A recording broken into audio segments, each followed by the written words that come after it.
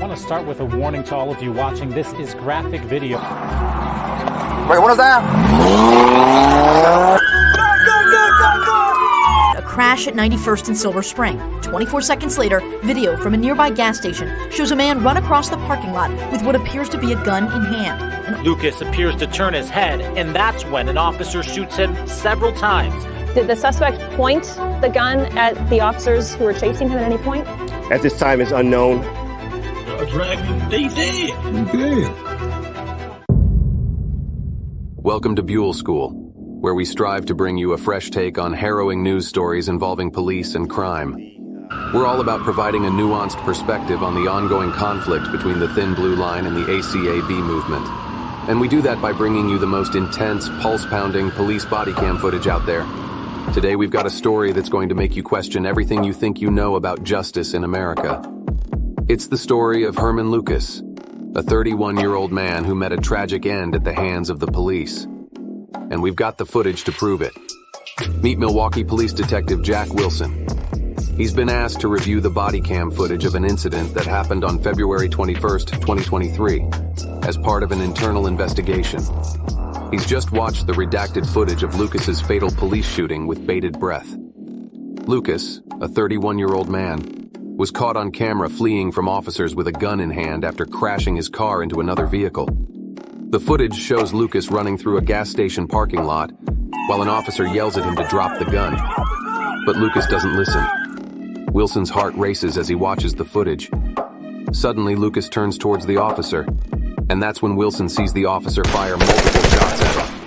The officer's extended arm blocks the body cam, obstructing the view of Lucas's hands, leaving Wilson with an uneasy feeling.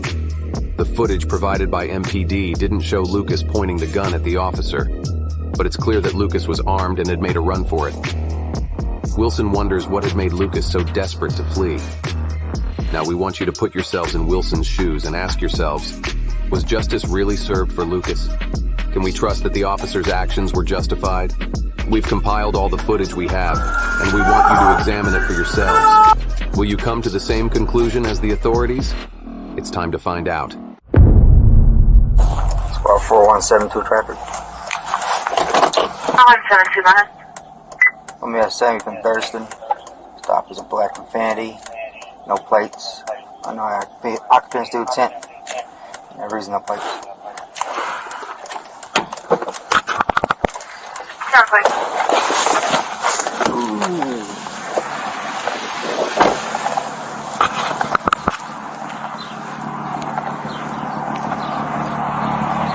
Wait, what was that? Westbound on 70th, Alhorn, southbound. Check that northbound from 70th from Thurston.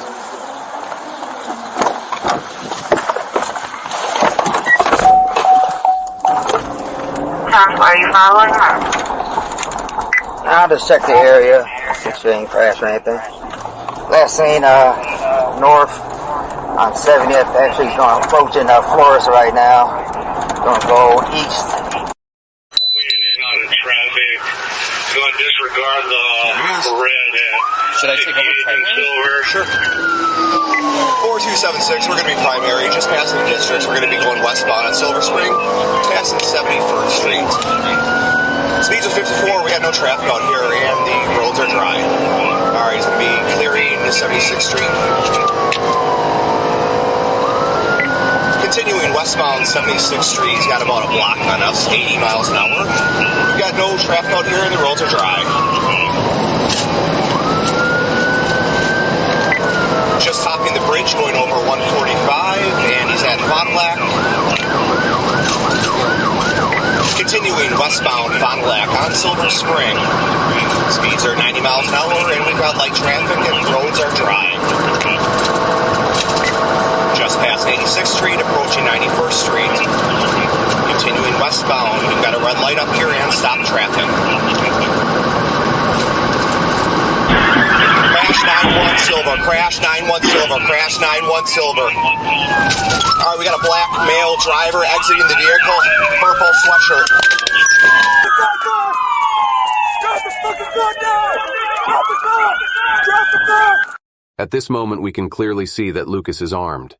Although he is not complying with lawful commands from the police to drop the weapon, Wisconsin has relatively weak gun laws, so the fact that he is in possession of this firearm is not a crime.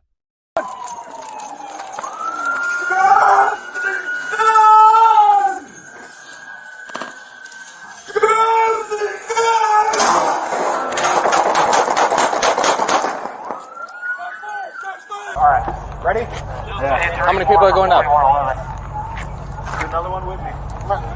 Put your hands out your sides! Do it now! Hands out your sides! Do it now! Hands out your sides! On right side! Yeah, if you guys can hit up on eastbound track outfit on Silver. Can't have anything.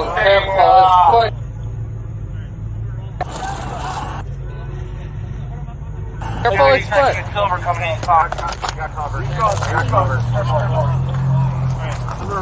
Hold on, let's glove up, you guys, glove up. Put them up on the concrete. I know you got a tremendous amount going on. Gloves! In the BP gas station. Yep. The shooting of Herman Lucas is a complex and controversial case. While Lucas had a criminal history and was wanted on a warrant, we cannot overlook the fact that he was a human being who lost his life. The footage of the incident, which shows Lucas fleeing and eventually being shot by police after refusing to drop his gun, raises questions about the necessity of deadly force in this situation. Lucas did not appear to pose an immediate threat to the officers at the time he was shot, as he did not point his weapon at them. While his criminal history may be used to justify the use of force in this case, it doesn't negate the fact that there are concerns about the use of deadly force in situations where it may not be necessary. Moreover, the witness video of police officers dragging Lucas's body by his feet is disturbing and unacceptable. This behavior has rightfully sparked demands for accountability and transparency. As with all cases of police shootings, the officers involved should be held to the highest standards of accountability and integrity. That being said, our argument cannot ignore the perspective of law enforcement in these high-pressure situations. If I were a police officer chasing an armed suspect with a criminal history like Lucas, who was known to carry a semi-automatic handgun, I can't say for certain how I would have acted. It's easy to criticize from the sidelines, but the reality of the situation is that split-second decisions must be made when lives are at stake. At Buell School, we will continue to question the morality of these shootings with a critical eye and strive towards a society where all people, regardless of their past mistakes, are treated with the dignity and respect they deserve. The investigation into this incident is ongoing, and I hope that they thoroughly examine all aspects of this tragedy, including the use of force and the handling of Lucas's body, to ensure that justice is served and to rebuild trust between the police and the community they serve. Thanks for watching Buell School. Subscribe if you can. Peace.